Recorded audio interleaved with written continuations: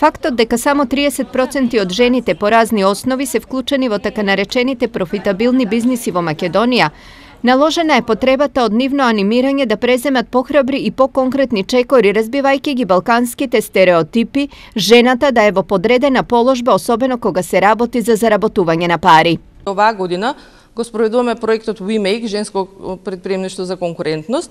кој преку низа на активности и обуки се обидува да ги собере жените и преку едукација и преку поврзување да им овозможи полесно да дојдат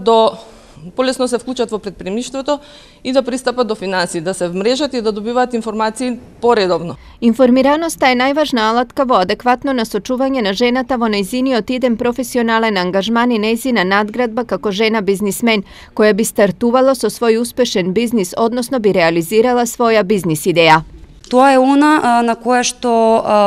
се наидува на најголема пречка, значи пристапот до информации, меѓутоа до правилни информации, до исправни информации кои што ќе им ја дадат точната насока, зборуваме конкретно во случајов за жените,